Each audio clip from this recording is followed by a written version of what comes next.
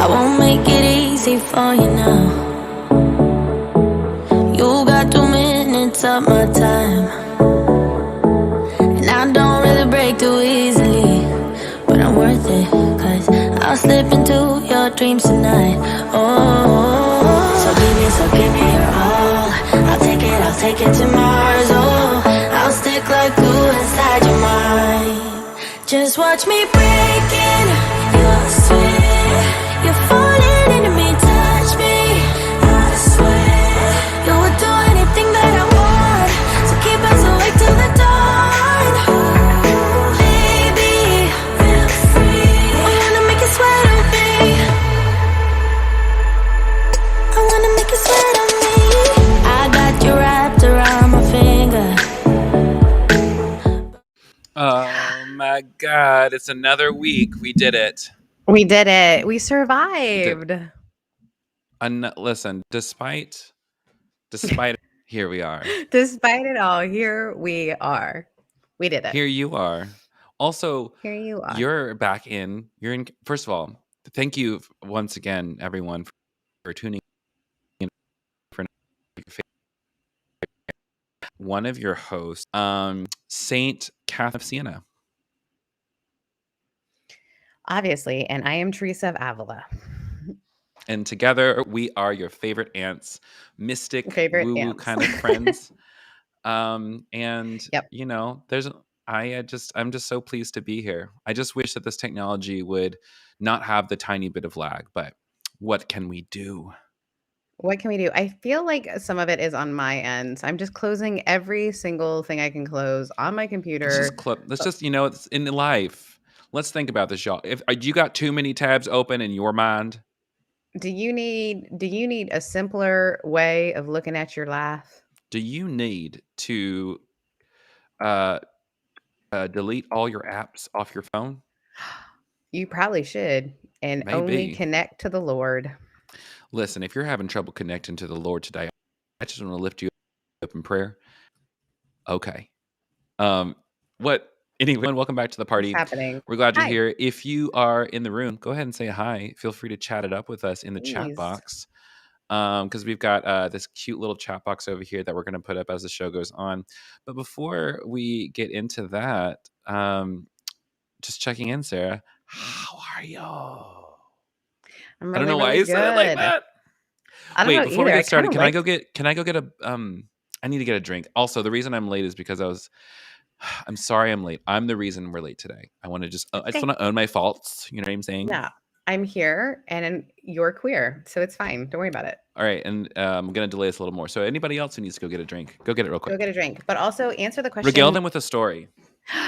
I'd love to. Answer the question of how the hell you're doing in the comment section, because we would love to know how the hell you're doing.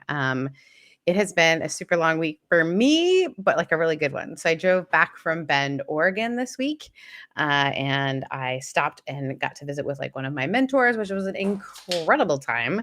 And now I'm back in Southern California. I love that you. What drink did you get? A truly hard lemonade. A truly hard lemonade. I picked it up. I had because like I'm going to Pride Weekend a couple weekends ago in Atlanta. And I'm going to go to the park and whatnot. And I figured what would be fun and fruity out there. And also this one just tastes better. Although it only has 1 gram of sugar in it. So it's still good. This is my favorite of all. If I'm going to have a sparkling seltzer of some kind of shit, this is what I want. Truly is your favorite? Truly is not my favorite sparkling. Truly lemonade specifically. Got it. I love Ashland. Have you ever had Ashland's? Spiked Never cider? Heard of it. It sounds like they're straight up breweries who are doing craft seltzers now. Mm-hmm. I just left Bend. That's like basically all that's happening. I don't think it's going to stay a fad for forever. I hope not. I mean, I guess I don't. People like what they like. So what do I love a spiked. I love a spiked seltzer, but you're over it. It's not that I'm over it. It's just that I hate it a little bit. Also, can I request something? Could you hop off and hop back on just to like fix the delay real quick? Is that what the delay is? Okay. I'm gonna make a wager. I'm making a wager. I don't know for certain, but let's see. Let's try it. Now you have to regale the audience with your fun. I'll be right back. Yeah, I absolutely will. Eventually.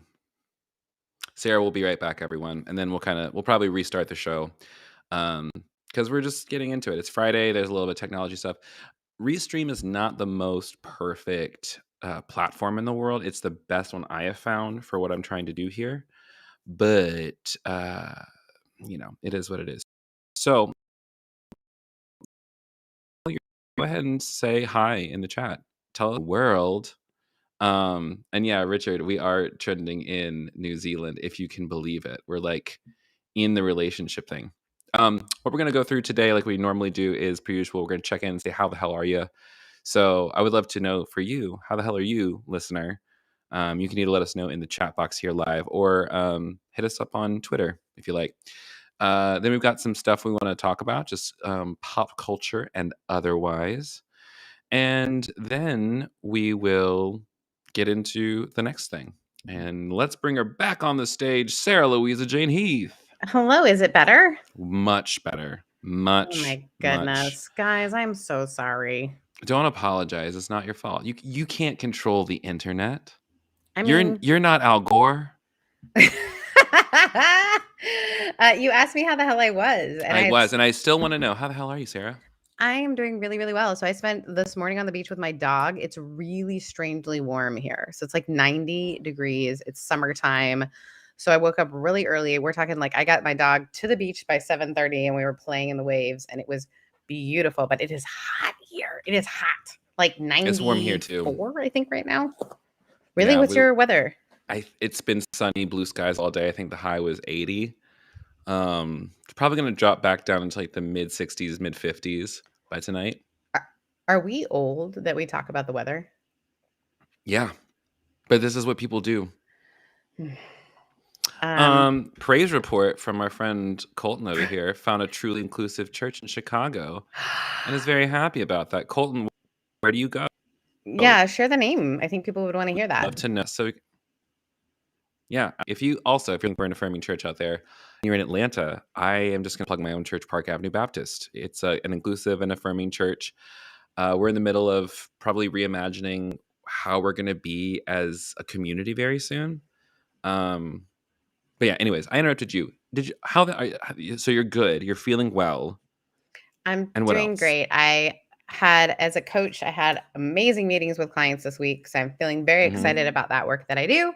Talk a little bit about that too. Like when you say like, because like coaching for me, like who are your clients? Who are you working with? Who are you helping out? Yeah, so I'm coaching mostly people who are in like this stage where they want to transition from being in ministry into being entrepreneurs of some sort, and usually social good entrepreneurs. So trying to do great things in the world. Urban Village Church. I know the guys who started that. That's fun. That's a United Methodist Church in background. Come on, UMC. Just a great group of guys, too. They're amazing. Can't wait till you split off from your maybe, I don't know. I mean, it's happening. So I coach people who are in transition, working towards their entrepreneurship or whatever it might be. That's who I'm coaching right now. And then I also work with churches that are trying to transition their spaces. So I do consulting work. So there's coaching work, which is kind of where I help you do the thing that you already know how to do. And then there's consultant work where you ask me about the expertise that I have. So I'm consulting with 2 churches right now. And I'm coaching a bunch of clients, but I've got room for a couple more. So if anyone is going through a transition and wants to do one-on-one coaching, I've got probably enough room for a couple more because I'm loving it so much. I probably wouldn't have said that I have room for more, but I'm loving it so much. So my week's been really good. Being at the beach this morning, Kevin, I missed you so much. I was standing by, there's a picture of you and I from, we were standing by the, what do you call it? The tower, the lifeguard tower, the blue lifeguard tower. Yes. And I was standing by that and I was like, I miss Kevin because you and I have a cute picture from like years and years ago by there. So I'm really good. How the hell are you? I feel, I think mostly good. Like, yeah, I mean, I don't really have any complaints. I My bad moments are like my moments where I feel low. I feel like I cycle. They still happen. I just cycle through them a lot faster, and I just process the feelings because I can be done with it and move on to whatever else I'm trying to do. So overall, very good. I dropped some new merch in the merch store today. I am dying. Your Listen. Hogwarts. Can you explain? I'll pull it up. We'll do a little sharing Someone circle. had to do it. Have you shown these to Josh and Adrian yet? I texted it to Josh. They're going to lose their minds. All right, I'll share my little screen moment. So this kind of like, goes right into our time of Did You Hear? And I'll pull this up as like the first thing. So if y'all don't follow the Gospel Coalition, which you shouldn't be following the Gospel Coalition, because there's enough people out there who are going to like retweet the bullshit when they tweet really, really stupid stuff. And they posted an article this past week called the 4 reasons people deconstruct, and then they used emojis to talk about them. It was like a broken heart, emojis. A brain. I like the way you said it. Emojis. Yeah, I say it weird. I know. I love it. There's like a pause that you do every time that you make it. Anyway, it doesn't matter. They used a heart, they used a brain, they used a snake, and then they used a thumbs up. So like the reasons people leave are church hurt, bad people, broken people, imperfect people in their churches. Imperfect people in an imperfect environment. Yeah, and just like, and that's they're not seeing the bigger picture of like their part in the body of God. Don't judge a tree by its fruit. Wait, what? It's like they want to say don't judge a book by books by their cover and trees by their fruit. 2 different things, in my opinion. Okay. And then the other one was poor teaching, like bad teaching. The reason people leave is because the pastor's not doing a good enough job of preaching. And you know what? Let's throw it on the pastor again. Yeah, let's throw it on the pastor. And also, like, if the preaching sucks, you should leave. I'm not going to lie. Like, if it's not good, like, why are you staying there? Could it be for the community? We've talked about this before, because we know some really inclusive spaces that have bad preaching, but really good community. I'll admit, like, my church is not the strongest preachers in the world. But still, like, the reason I go there, like, I love the community. But I also want to say, it's something to still consider. If the preaching is bad, I would say there's a difference between bad preaching and harmful preaching. You're talking about. There is a difference. Yeah, if it's harmful preaching, you should absolutely leave. I'm talking about. If the preaching isn't compelling, then you have an option to stay or not. Yeah, if the preaching is just not compelling or boring, it's just like I think it's because I have high standards. I just like I know good preaching, and I deserve good preaching in my life. You know what I'm saying? Anyways, so there's that part.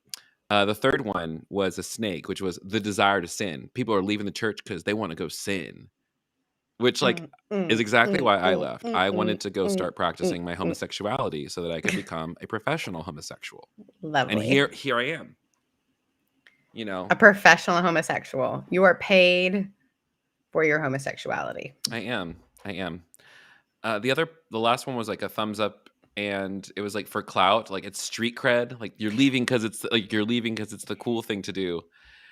And let me tell you what, ex-evangelical and like post-Christian Twitter and Instagram had a field day, just like talking about it, and also just fun. Like it was not a well-written article.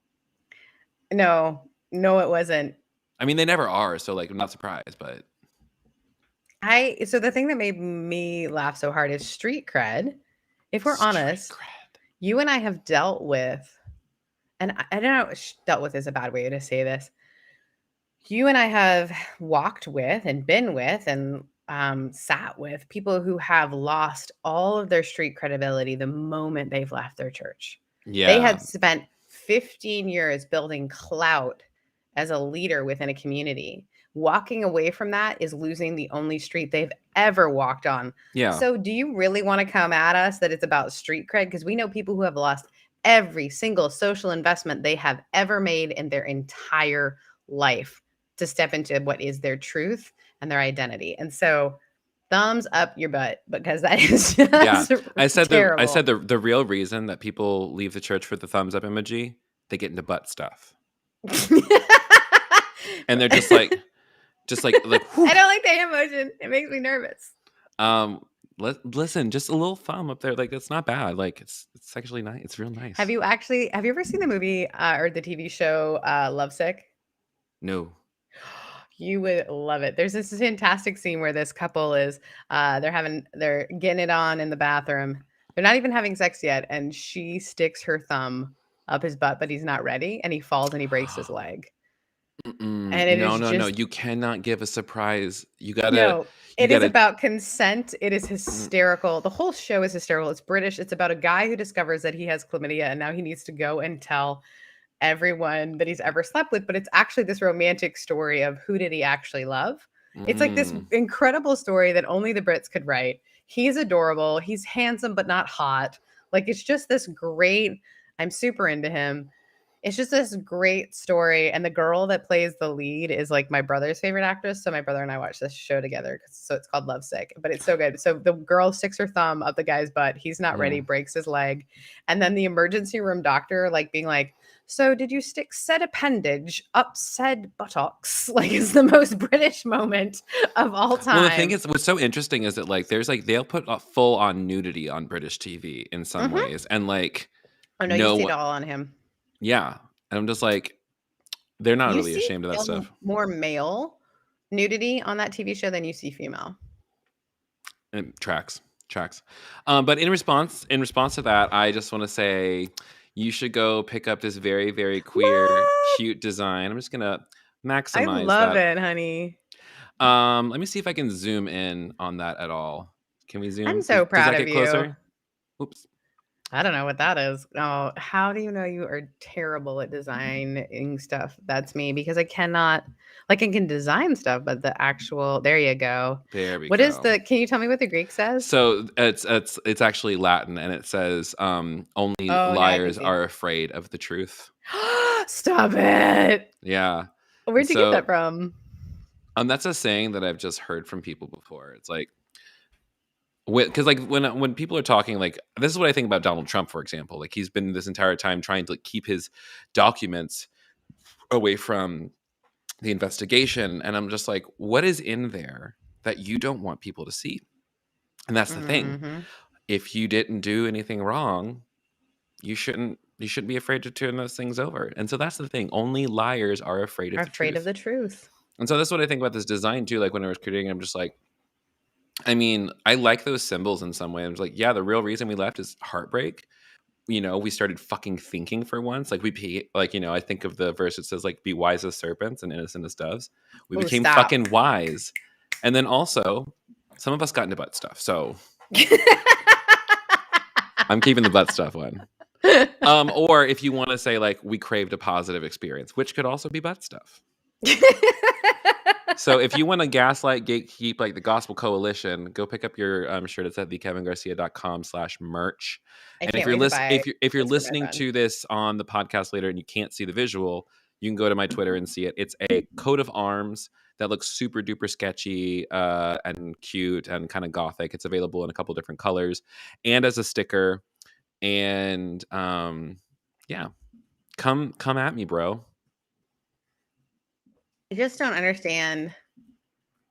I do understand. It comes to an issue of branding, right? It comes to an issue of, we don't know what to do with this thing. And so if we can get in front of it, if we can act like, oh, no, we're not, we know what that is. Like, and we've got some emojis to go along with it. Like, I just want to know, do you think there was like a 27-year-old intern who came up with those emojis? That's the thing, is I want to know who is in their department. Like, who's I don't know, but this? I feel like you're going to want to hire them because they for sure are just effing with them. I mean, like, that's the thing too, is like, I feel like whoever's in there, like, they're very smart. They know what's going to get clicks because they know what's going to enrage people. Like, that's the thing, is the majority of their stuff, I would say probably a lot of their, what's it called? I'm curious to know, like, who their audience is. Like, who's actually, is it hate read? Or is like, or... Oh, that's an interesting thing. So are people reading it because they're mad? And that's actually, I think, is a trauma response. How so many of us are like, I have to know what the fuck they're saying about me. I gotta know. And I'm like, something that I did for myself a long time ago is I'm not going to read anything from the Gospel Coalition. I'm not going to read anything from Relevant Magazine. I'm not going to read anything that is coming from a source that I know does not already 100% affirm queerness and queer life and all that stuff, because like they have nothing to say to me. Like their opinion of me is completely invalid. So why am I going to direct my negative attention towards something? Because even when I direct my negative attention towards something, I put it in my sphere. Like I bring it into myself by trying to push against it. Why don't I just become indifferent to it rather? That's a more effective way of dealing with it. So this is what I said to someone the other day who was talking about how angry they were with the church. And I said, absolutely. But I need you to understand that when I hear you speak, it's like hearing your girlfriend or good friend talk to you about how much they don't care about their ex. I really don't care about my ex. I don't care what's going on with my ex. My ex doesn't matter. I don't care about my ex. I really don't care. I really don't fucking care about them at all. I'm so happy for them. Like it's fine. They still take up room in your head. And it's okay to say, do care. And it does hurt. And I don't know what to do with it. And I feel like deconstruction doesn't matter. It doesn't matter. It doesn't matter. Deconstruction is not affecting us. Deconstruction has nothing to do with the church.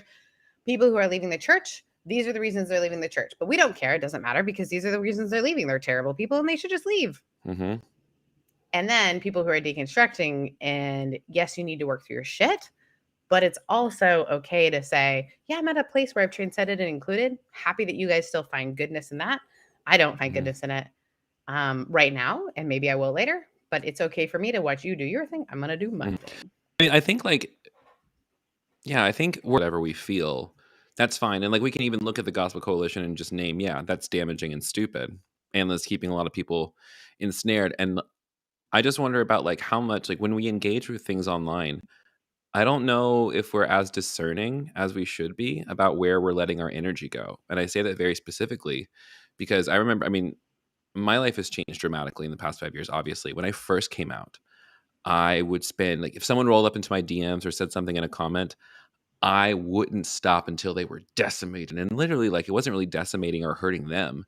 They were just getting mad too. And so we're just two mad people yelling at each other in our inbox. Which is needed, I would say, in part of the process of grieving and letting go, right? Yeah. I will say, though, I wish somebody pointed out earlier to me that I was wasting my breath, because I think that's the thing that we don't realize is like the anger is normal. Talk to somebody who actually cares, though. Like go to somebody who you love and say, I can't fucking believe XYZ things. And they can say, yeah, I can't believe it either. Rather than like trying to go to someone, like if you're going to go to your family and like confront them, really ask yourself, is this going to result in queer lives being saved, my life being improved, or is this just going to stress me out even more?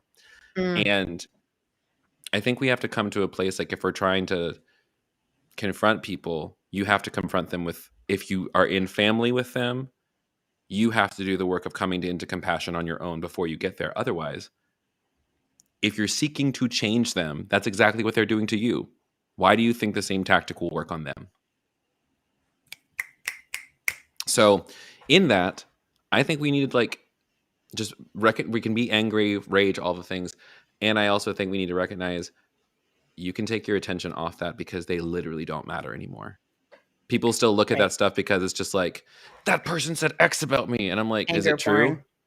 Yeah. It's like, is it true? And that's what I have to like, is it true? No. Well, then why do you like, and so what? Do you care about what they have to say? No. Okay, then. Well, and Kevin, you're a better Christian than me. Isn't there a verse about think about only what is lovely and what is whatever is good, whatever is lovely, whatever is pure, whatever is holy? Think about such things. Not because God doesn't want you to think about sex, but because our minds in this, like in all, like we are attracted to the negative because it's dramatic and it's energizing and it gets the blood pumping. And we're kind of addicted to it because we think trauma and stress response is the normal way to be. Our body's trained that way. Right. We have to retrain our body to say, oh, that's triggering me. I don't need to move towards that. I actually need to take a step back and ask, okay, what do I need to do to take care of me right now? And I think that's something we have to really be fierce about. We really need to stop. We have to stop hurting ourselves. Yeah. There is this thing too that you're talking about, the outside. We have to understand too how much we've been affected by this idea that the answer is outside of us, because that's how honestly, that's how economy works, right? Yes. So the answer is, if I get the house, if I get the guy, if I get the whatever it might be. We'll say capitalism. That's how capitalism works. Right. That's how capitalism works. Is this idea that something's missing. Mm-hmm. And as a pastor, guys, like the number of conferences I went to where they're like, you need to explain what people are missing and that you've got the answer and blah, blah, blah. But, first you need to point out what's missing. And that is exactly what capitalism is: pointing out what's missing, saying that you can fix it, and for 4 easy payments. But also buy Kevin's shirt, because that will make you feel better. Yeah. I mean, this is one of the things I recognize, and like we both can like speak to as like people who are coaching. Like, I have a complicated relationship with money a little bit. Super. Because I got a mortgage payment I got to pay. And I finally worked myself into a place where I can actually afford to do that, which is so lovely and wonderful. And I'm very thankful. I try to make my work as accessible as possible. So I think and then like the people I hire typically for all of if I'm doing design work or if I'm doing, creating events, I'm hiring queer people and people of color on purpose because duh. And so it's kind of like how Mike McCarg a couple of weeks ago was talking about the structure of his company and how it's mostly owned by other people and mostly owned by women and queer folks. And, so there are ways to live within the capitalist framework that are less damaging and moving towards more equity. Complication. Yeah. It's true. I love this. So I just want to put this up. Someone said they bought themselves a snake ring to signify, Megan wrote this, I bought myself a snake ring to signify oneness with wisdom and as an FU to the whole Garden of Eden narrative. Yeah. It's reclaiming the images. So that's like, if we're talking about like development and health and healing, often when we can reclaim the thing that hurts so much, and that's different than you need to reconstruct. So if we're talking about deconstruct, no one is demanding that you reconstruct, but we are hopeful that at one point the things that hurt you, you can reclaim and you can if you want to. If you want to, like the word queer, right? Or the word, the person of Jesus. The person of Jesus, right? You and I talk about that all the time, how we just can't get away. Got me in a bear trap. But yeah, I think like that's really it. You gotta recognize what is yours, and also don't be like, once you recognize that it's something that's helping you, don't be ashamed of that.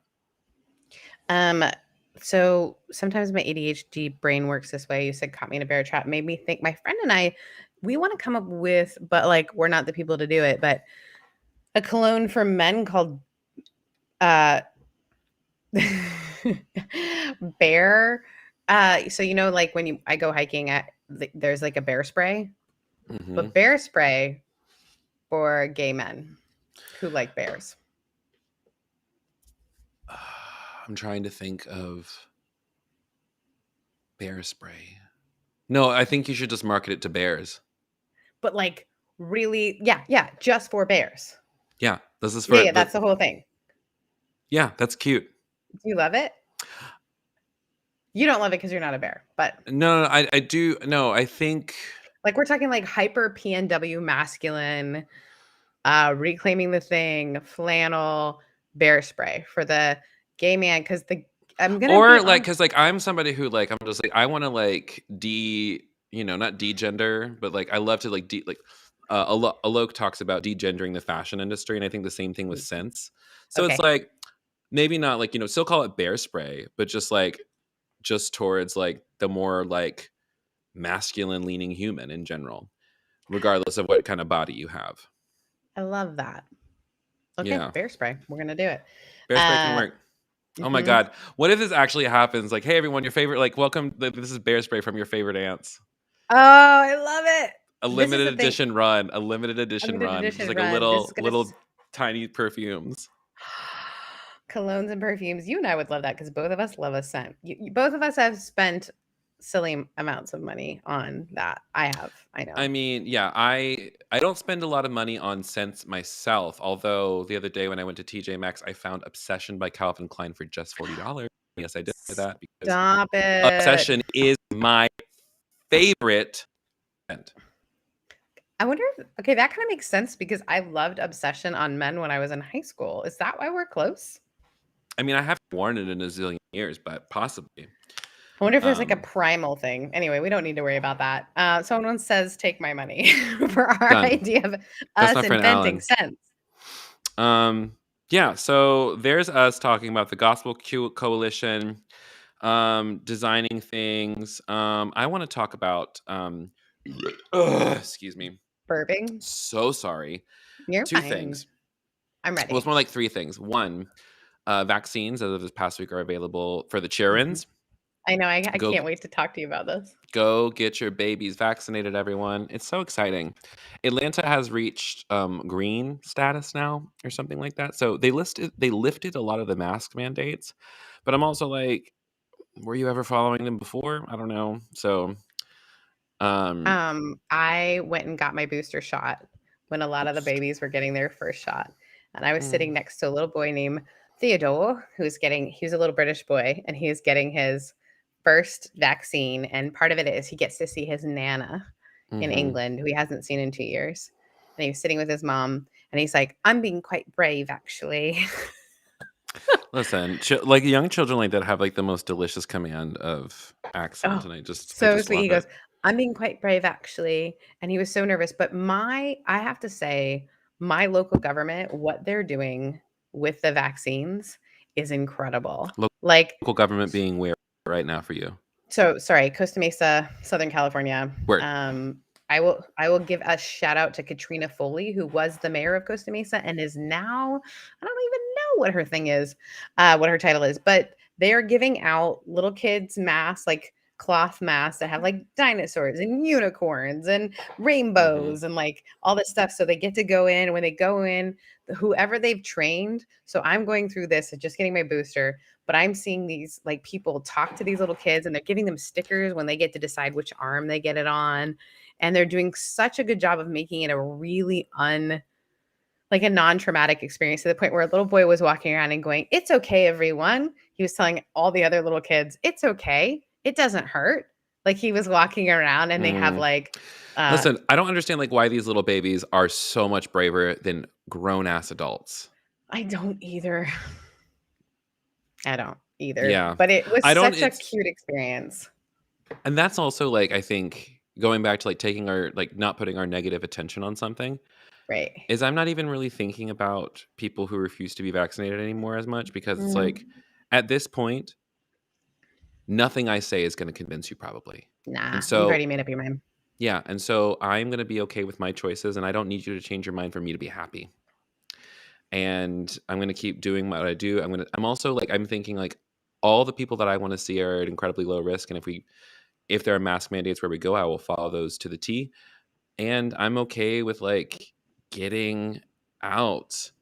Oh my gosh. Colton says sex workers in Vienna are giving free 30-minute sessions to people who get vaxxed.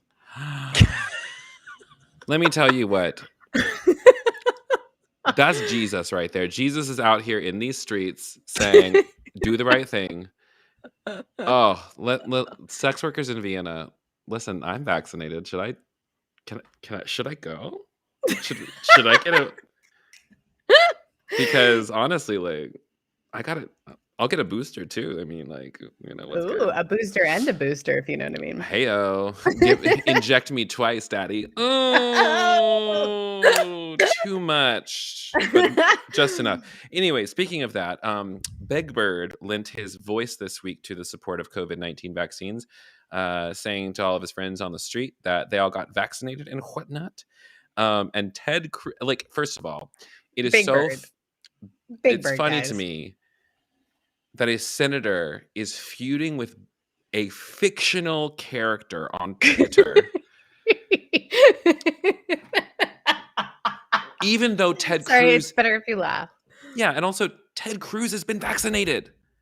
And was vaccinated in the first round. That's what I don't understand, is that all of these Republican senators have been vaccinated. President Trump got vaccinated in the first round. Like, and yet they're saying, no, you should, like, it just doesn't make sense. And so it's wild to me that like Big Bird has been getting vaccines since the 60s and 70s. Like, you can go back and he's done this shit before. He's talked about getting vaccinated and the importance of getting vaccinated in front of children's televisions, and again, or in order to serve public good and in order to help children feel okay about certain things like that. And so it's just, why does it fiction? That was the cool thing, right? Is normalizing. So what was Sesame Street made about? To normalize experiences. So they have the first homeless character, or sorry, I shouldn't even say that. Character experiencing homelessness, character who is unsheltered, because some of the kids who watch Sesame Street are unsheltered. And there's very scary things in the world that Sesame Street has helped us walk through. Yeah. And not even scary, new things. Yeah. They were one of the first conversations to have, like, talk about race. And they've got a transgender puppet, I believe, coming out. Yeah. I don't. And also, like, everyone got mad about Dr. Seuss calling that like cancel culture, and then they want to cancel Big Bird. I'm like, no one's canceling Big Bird. No one's canceling Dr. Seuss. Like, do better, be better. Know better, be better. Yeah, and also I'm just like, I think ask what is causing you stress in your life. I think everyone across the board should just ask, what's causing stress in my life, and is it avoidable? And feuding with a character, a big yellow bird on the internet, that is something that you can avoid, Ted Cruz. That's free from me to you. I'm praying for you. Praying for you, brother. We should just call this section Thoughts and Prayers. Oh my God. THOTS. Yes. And prayers. You said there's 3. So there's one more. I actually have a really good question from a listener. Well, let's do that. That's the only thing I want to talk about is just a big fuck you to Travis Scott and the team who put together the Astro World Tour for not taking people's safety into consideration. If you want to, you can Google it. But let's just say that people love to cut corners to maximize profit at the expense of human life. And I'm like, wow, it's like capitalism is everywhere. It's true. The end. So now that we're done with our thoughts and prayers, we would like to now turn it over to prayers of the people, if you will. What'd you say? I said prayers of the people. Thoughts and prayers to prayers of the people. Yeah. Just kidding. This is the part of the show, like, sometimes we read listener letters, or we read listener letters and messages and things like that. So let's get into it. These are some questions. If you ever want to send us a question, you can send it to us on our social media, or you can send us an email to askyourfavoriteants@gmail.com, and we may read them aloud on the air. All submissions are anonymous. That's right. So this person wrote, do all pets go to heaven or just dogs? And then furthermore, if heaven isn't real, what do I tell my kids?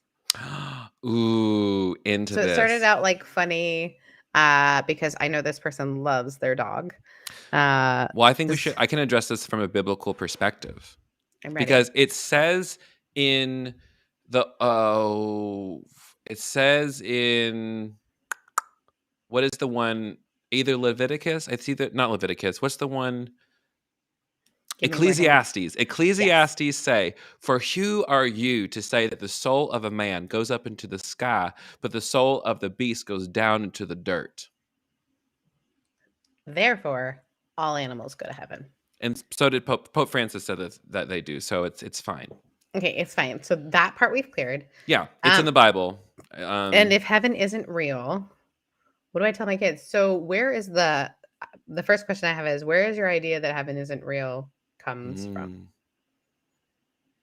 Well, I mean, at least from some of the things I've been seeing on my pages recently, is like, once someone gives up the idea of hell, it's like, well, if hell's not real, then what is heaven real? Is there an afterlife at all? And I think specifically what shifts for a lot of people is there a conscious afterlife? Is there a way, like, am I going to remember myself? Am I going to remember my kids? Am I going to remember my mom and dad?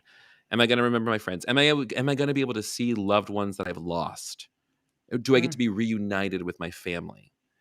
Got it. That's what I think a lot of people are scared about. And So heaven comes down to connection, yeah?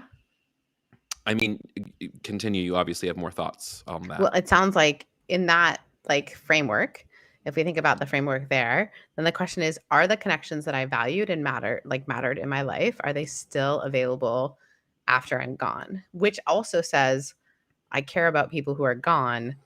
Do those connections still matter? Or do those connections stop after somebody stops breathing? Mm-hmm. I mean, this is my personal theory. Can't wait. I am a mystic through and through. And I'm also an empiricist as much as I can be. So I will start off by saying nobody knows for fucking certain what happens after we die.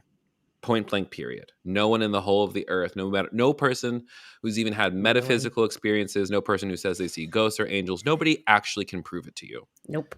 One way or the other. So that's one. Two, what I'd like to think and what helps me is that I do think whatever the soul is, which I think the soul is the animating force of this body, which is the part of me that is also part of God. The creative force from God that brought this being, whatever is that, and goes on to, I think that continues on. And so I'm somebody who comes from traditions where we talk about a great cloud of witnesses or the communion of saints. And also, in the Mexican tradition, we keep our ancestors on our ofrendas. And we honor them because we know that they're still with us. And the reason I think it this way is me and my dad didn't have a really great relationship when he was alive. And at first it was hard for me to be like, well, how do you mourn somebody that you didn't talk to? Right. He died. Am I allowed there's to? a part of me. Yes. Am I allowed to be sad that these people are gone? The way I like to think of it is whatever held my dad back in life, whatever kept him from loving me the way that he should have or could have, he is free from now. He is free from toxic masculinity. He is free from the military industrial complex. He is free of capitalism. He is free of all the things that disallowed him from loving himself. And so I can take all of my anger about how he treated me in life to him in that and say, Dad, you did all those things. And what I hear in response in my person is, yeah, I know. And I'm sorry. And for me, when I heard that coming through as I was talking with my dad, what else can you say? And what else can you do? Whether, and I say that because whether or not that was actually the presence of my dead dad, or that was just a thought in my head, you know what I feel? Free. Peace. Free. I feel peace. I feel at ease with his passing a lot more.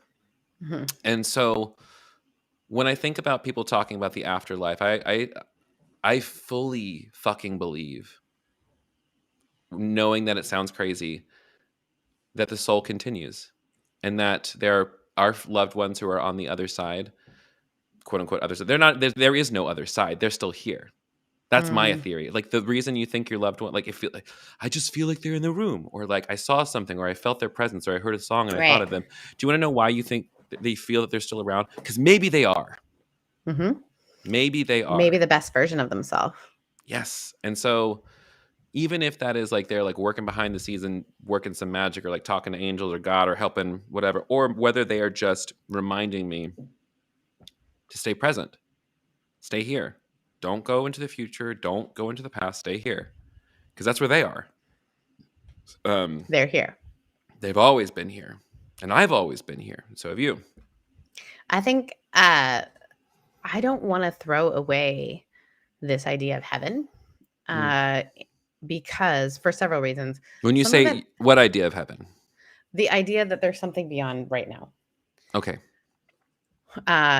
If I'm just taking people's very, very basic, there's something beyond here, right?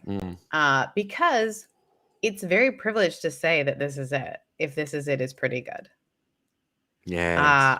And if this is it, I think about what kind of existence is it if someone whose whole life, through no choice of their own, has been absolutely terrible.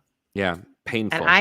I've got to believe that there's something beyond, because I've got to believe that those who have gone through what they've gone through, there is something that is giving them peace. Even your dad, like all the narratives that your dad believed in, Yeah. to be released from those, right? Yes.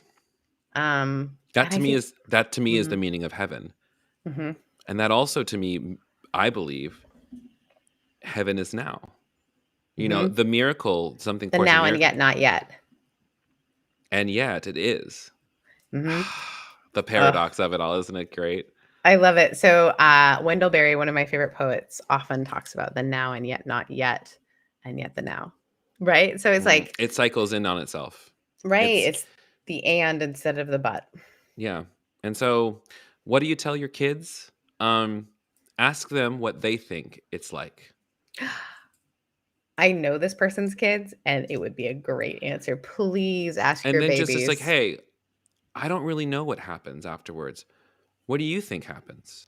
And then if they say, I don't know, it's maybe nothing. It sounds whatever they feel, whatever comes up for them, you say, yeah, I don't know what happens, but this is what I know about the nature of love, the nature of God. And I know, at least for me, if I had a kid, I would say, I know that my love for you is going to live beyond, like, will go beyond death. Mhm. That I will all like, and like, you can find heaven in my love right now. I love that. And I love this whole idea. Richard writes, the release sounds like the resurrection and new creation of the kingdom. Mm-hmm. Mm-hmm. And that's the thing. If you can tell, it's like, tell your little kid, heaven's actually right now. Your loved one who passed on, their body, like, yes, their soul, their breath has left their body, but their breath is in you now. Stop it. The ruach, the breath of God. And that's like literally every single person on this planet. You've breathed their air. And what is the one thing that all animate creatures have in common is breath. So it's also the idea that there's a chance for redemption beyond. Like, that's what, like, your story. And then you and I have a couple of friends who've had really difficult dad situations, and they're not a Hallmark ending, guys. There's not a deathbed moment. And I also want to say that you don't have to like treat your dead relatives the way I did. That's how I found healing in my story. And that's true. I think that when we're working on, I mean, for me, like in Mexican tradition, ancestor veneration is kind of the deal. We're part of the deal. And so that's how I work with my grief. And that's how I work with the people who have died, who I love, is through reminding myself that they never left.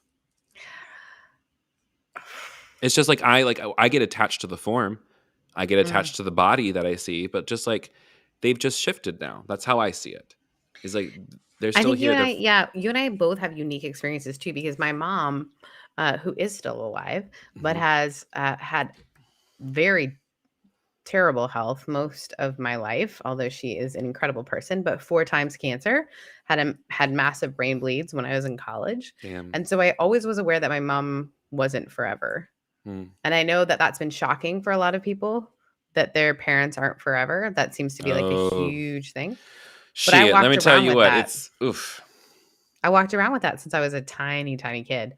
So I think that has given me a freedom to love who my mom is in this moment right now.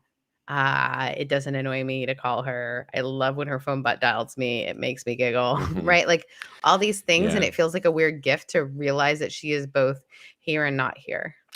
It's if you can, it sounds very morbid, but if you can realize that you're going to die ahead of time, and that just realize like nothing lasts forever, not your pain, and also not your joy either. Not this moment, not these, not like relationships. They don't stay the same. They change, they shift.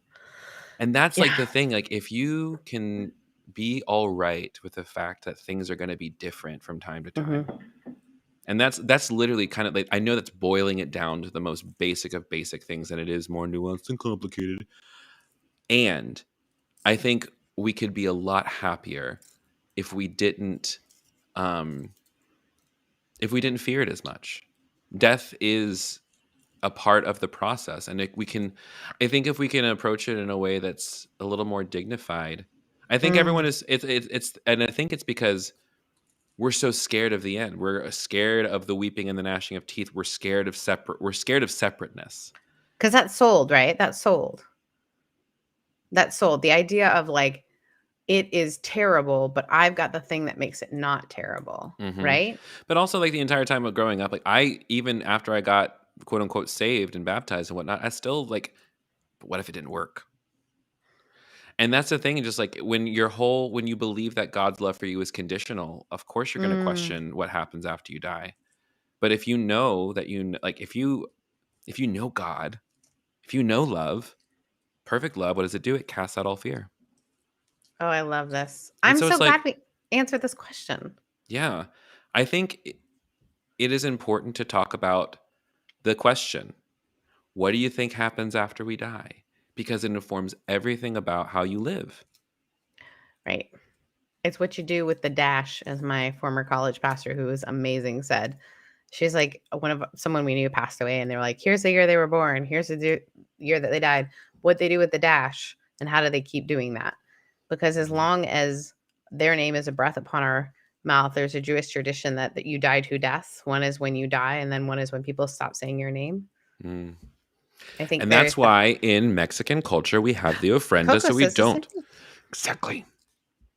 Everyone watch Coco now. Wrecked me for a bazillion reasons. One, cultural heritage. Two, my grandmother had Alzheimer's, and I just, it was like, I'm like, that happens. I know, it's hard. Oh, I mean, but it was also in the same way, like my grandmother was like very, pretty joyful as much as one can be in that state. But just like, you want to know one of my favorite things about my grandmother going through dementia as we get ready to wind this up? So my brother was always the favorite grandchild, always. Firstborn boy. He's an engineer. He's brilliant, handsome, tall. My grandmother, I think I was already living in California. I flew, visited her, stayed with her, and she still, when she was in hospital, in her dementia, thought my brother was showing up all the time. He wasn't there, but she was like, oh, today your brother was working out on the roof over there. He works so hard. And I'm like, he wasn't here. But I couldn't say that to her. I was like, yeah, so great that he got time off to come see you. He did not get time. My brother's amazing, but it was just the funniest thing. I was like, Nana, even in this moment, I can't win you over. You're still always going to be a Jonathan stan. Well, if you got problems with your grandma playing favorites, write us. Send us an email. Someone asked if they could send us grievances. Absolutely, you can send us grievances. Send us questions, grievances, everything to askyourfavoriteaunts@gmail.com, and we may read them a lot on the air. Yeah, and we're so grateful that you guys showed up. We're sorry that we were late, but you know what? We're always going to be here around 1-ish. Yeah, like here's the deal. Like, I don't give a fuck about being on time. If I did, I would be on time. But I don't. I do. It makes me anxious. I just want to say, like, the reason I was late today is because I was working at my co-working space and I forgot what time it was. You're fine. And so now it's officially the weekend. And I think we should leave with the question, friends, what are you doing with your weekend? Sarah, what are you doing with your upcoming weekend? What are you going to do to find joy or peace? Or what are you going to do for yourself? I'm flying to Huntsville, Alabama, to celebrate my brother and his partner. They both are born on the same day. She's from Australia. My brother is from Canada. They were born on the exact same day, the exact same year, celebrating them, and then going to see my niece for her 13th birthday. And then although I've been injured, I have been stretching and working out so that I can run a half marathon. I swear to God, if you run that marathon. I think I can. I know, it's weird. I've been doing these really weird workouts in the last 2 days. I actually think I can run. Okay. And if I can't run, I'll call you and cry and you'll be real mad. I mean, I still think you shouldn't run anyways, even though you think you could, because everybody thinks that they can and then they come back with a giant injury. But tune in next time and we'll find out. No, we won't. Next time will be the day before I run, so you can chastise me that. I mean, we'll just find out in 2 weeks if you totally break your foot off. Okay, well, I am taking all our recording equipment because we will be here next week. What are you doing with your weekend, my love? It's my birthday weekend, so Oh my gosh. turning 32. And so I would say my weekend is I've got one call I have to do tomorrow just to check in with somebody. And then mostly I just plan on taking a little trip. I plan on drinking a little drink. I plan on seeing my friends and getting into some well-mannered frivolity. And then on Sunday afternoon, which is my actual birthday, my friends are coming over to the house. We're going to slow cook some ribs for 4 hours. We're going to sit on the back porch on some delicious lawn, chair, furniture situations and just enjoy each other's company. So your birthday, November 14th. Mm-hmm. Should we address the fact that your birthday is the same day as my brother's birthday and my brother's partner's birthday? I would love to see their birth charts. I'm just saying it's not surprising to me. Listen, you have a thing for Scorpios. Wait, someone else's birthday is this weekend too. Listen, Nathan, come on. Hey, Scorpio. Hey. HBD. Well, that's pretty much it, I think. We love you. Do you have anything you want to promote? I want you to go to my merch store, thekevingarcia.com/merch, and buy the new shirts. I'll show you another one. They're so cute. Do. Hold on. Do. I'm going to share one more time. One more time. Share. I got Hit me, this, baby, one more time. This shirt. Yeah, this is the one I'm going to get for myself. Yes, it says I am Wonder fully made with a comment in there, and it just looks really cute. And really fun, and everyone should get it. It's at thekevingarcia.com/merch. Would you say people should buy the merch for your birthday? Yeah, and I'll also tell you that if you get a couple shirts and your order's over $50, you'll get an automatic 20% off. So really, it's like get like 2 shirts. They're really well made. They're on Bella and Canvas, which is a really, really soft shirt. Like the reason they're priced the way they're priced is because the material. I don't like a lot of these places we could go with the Gildan or like that really shitty shirt you got at your marathon run or whatever, or spend a little extra, get something cute and soft. It's so soft. I know. I wear the shirt both at you and Andre. Andre made the so I just bought it. It's on the way for me. So soft, so great. Yeah. Promotion for me is Revcovery, which is my new podcast. When's it dropping? January. I know, far. But listen, gotta plant the seeds now. I know, we're working on it. It is going to be so good, and Kevin will be on it. It is a podcast about what do we do after we are recovering from either being in ministry or in volunteerism within a church structure. How do we recover? So Revcovery. Really excited about that. Please check out all of our friends on Irreverent Media Group. We say that every week, but it means a lot to us. Those are our people. They should be. I mean, I just not only that, but like it's good. Like I wouldn't promote something unless it was good. That's the thing. Our friend Jen Hotmaker is on some sort of TV show soon. I don't know. That girl's bopping all over the place. She's famous. She don't famous. Need us. She may not. She answers our texts, but that's only a given amount of time. We should have her on here before she gets so big. Well, she asked to be on the show. She asked us. We need to listen. Oh, look at that. We just got a sale. Thanks, God. Cool. Yeah. We love you. We love each other. Take your meds. Call your person. Eat something yummy. And enjoy your weekend, everyone. This has been another episode of Your Favorite Dance. We'll see you next week. Bye.